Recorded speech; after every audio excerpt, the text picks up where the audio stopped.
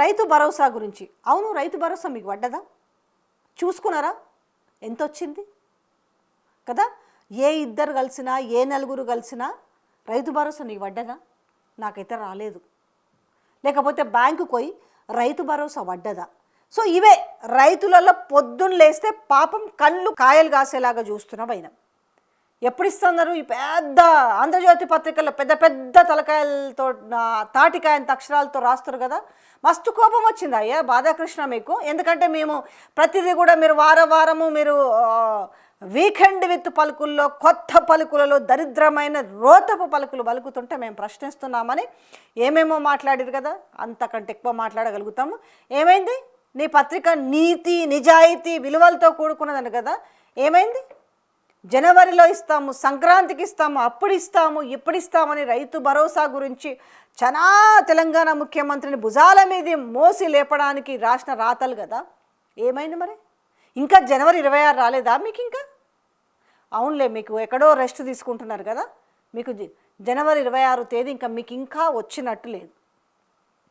దీని మీద నేను చాలా వీడియోలు చేసిన గతంలో ఈ రైతు భరోసాకు సంబంధించి.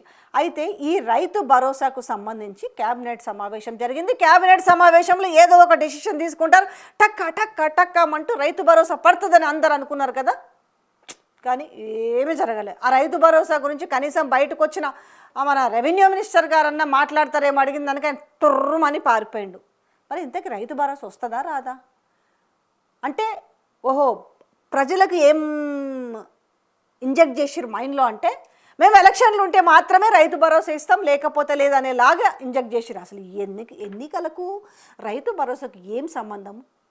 జనరల్గా ఎప్పుడు ఇవ్వాలి? పెట్టుబడి సాయం నాట్లు వేసుకుంటప్పుడు ఇవ్వాలి. నాట్లు వేసుకుంటప్పుడు లేదు, పంటలు కోతకొచ్చినప్పుడు లేదు. మనం ఇది నాట్లప్పుడు కాదు, ఇది ఓట్లప్పుడు ఇచ్చే రైతు భరోసా అన్నట్టుగా ఈరోజు మారింది. పోనీ ఏమైనా జెడ్పీటీసీ ఎంపీటీసీ ఎలక్షన్లు ఏమైనా జరుగుతాయా అంటే అవి ఎక్కడ చూస్తారు అసలు? వాటిని ఎందుకు? వాటికి అధికారాలు లేవు. సర్పంచ్లే ఎంపీటీసీలు ఎంచుకుంటే అయిపోతుంది కదా.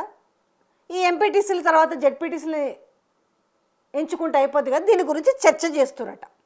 మరి ఇట్లాంటి నేపథ్యంలో మరి ఈ జెడ్పీటీసీ ఎంపీటీసీ లేకపోతే రైతు భరోసా ఎక్కడి నుంచి వస్తుంది? మీరు అనొచ్చు ఎందుకు రాదు? 9,200 కోట్లకు గాను వీళ్ళు ఆర్బీఐ దగ్గర ఎన్నెంటి పెట్టారు కదా, ఆ పైసలు వచ్చినాయి కదా, మాకు ఇస్తారు కదా అని ఉండొచ్చు. ఆ 9,200 కోట్లు ఇంకున్నాయనుకుంటున్నారా? డౌటు.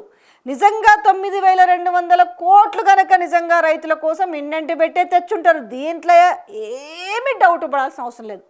కానీ మరి ఆ పైసలు ఉండాలి కదా. ఇది తెలుసు కదా, ఆ పైసలు ఏమైతే అన్న ముచ్చట తెలుసు కదా.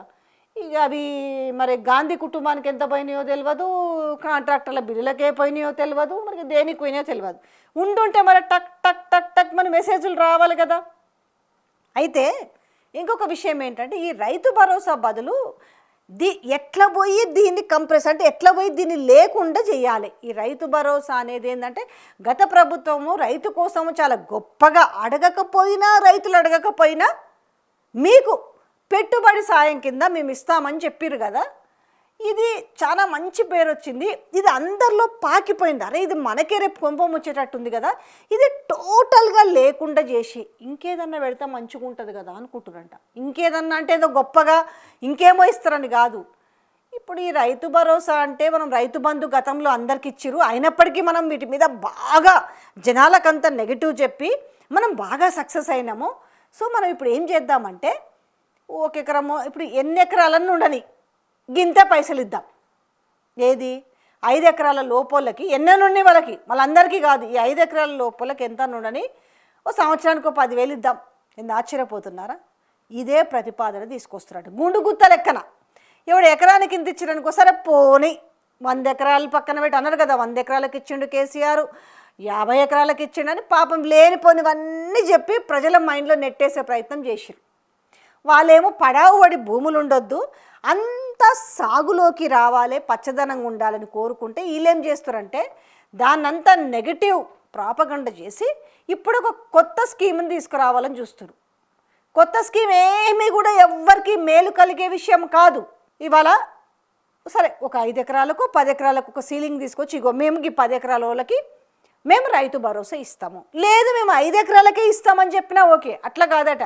ఈ 5 ఎకరాల లోపు అంతే, ఒక సీలింగ్ లాగా తీసుకొచ్చి వాళ్ళకి 1 ఉందా, 2 ఉందా, 10 ఉందా, 20 ఉందా, 30 ఉందా, ఒకటే అమౌంట్ సంవత్సరానికి ఒక 10,000. ఎస్, ఈ ప్రతిపాదన చేస్తున్నట. అయితే ఈ ప్రతిపాదన అనేది వాళ్ళు యాక్సెప్ట్ చేయకపోవచ్చు, కానీ మేము బోనస్ ఇస్తున్నాం కదా అడిషనల్గా, అందుకనే మేము బోనస్ ప్లస్ మళ్ళీ మీకు ఎన్ని ఎకరాలు ఉన్నా సరే మేము 10,000 రూపాయలు ఇస్తాం, మీకు ఈ ఎకరం లెక్కన సంబంధం లేదట. దీన్ని తెరపైకి తీసుకొచ్చే ప్రయత్నం చేస్తారు. ఎందుకంటే ఈ తెలంగాణ ముఖ్యమంత్రి రేవంత్ రెడ్డికి రైతు భరోసా ఇచ్చుడు ఇష్టం లేదు. ఓ విధంగా చెప్పాలంటే టోటల్గా చేతులు ఎత్తేసిండు. ఇంకా వద్దురా నాయన, నాకు ఈ తలకాయ నొప్పి, నేను ఇయ్యను అనే కాడికి వచ్చిండు. ఆ పైసలు దేనుకోదానికి మేము మా జేబులో వాడాలి, కానీ రైతులకు ఇస్తే ఏమొస్తుంది? వాళ్ళే వేస్తారు ఓట్లు, ఎందుకు మొన్న వేయలేదా ఎంతో కొంత? మాకు ఇప్పుడు 66% అని నేను చెప్పుకుంటున్నా కదా, సర్పంచ్ ఎలక్షన్ లేలేదా? మొన్న మున్సిపల్ ఎలక్షన్లో కూడా వేసారు కదా ఎంతో కొంత. ఇంకేముంది, వేయకపోతేనైతే అన్న కూడా ఇద్దుమమ్మో, మన మీద వ్యతిరేకతతో ఉన్నారు చాలామంది, ఎట్లనే వీళ్ళకి రైతు భరోసా ఇవ్వాలి అనేది ఉంటుండే.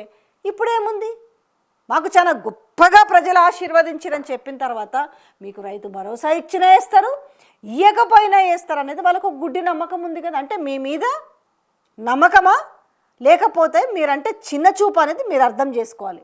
సో రైతు భరోసా గురించి ఓవరాల్గా హ్యాండ్స్ అప్ అన్నట్టుగా చేతులు ఎత్తేసింది ఇలా రేవంత్ రెడ్డి సర్కార్.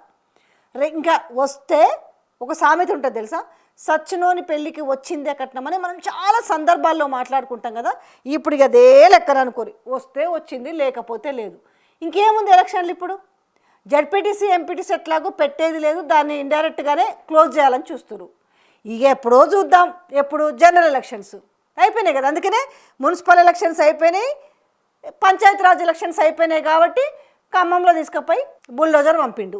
ఎలక్షన్లు అయిపోయినాయి అంటే కథం ఆగమాగం చేస్తారు. ఎలక్షన్లు అప్పుడు మాత్రం మంచి శుద్ధ పూసలాగా కబుర్లు చెప్తారు. అసలు ప్రజలంటే ఇట్లా సినిమాలు ఇట్లా మొక్కినట్టుగా, మీరే మాకు దేవుళ్ళు, మీరే మాకు దీవెనలు, మీరే మమ్మల్ని ఆశీర్వదించండి. అయిపోయిన తర్వాత కాలు బట్టలాగి బండకేసి కొడతామన్నట్టు జాడిచ్చి.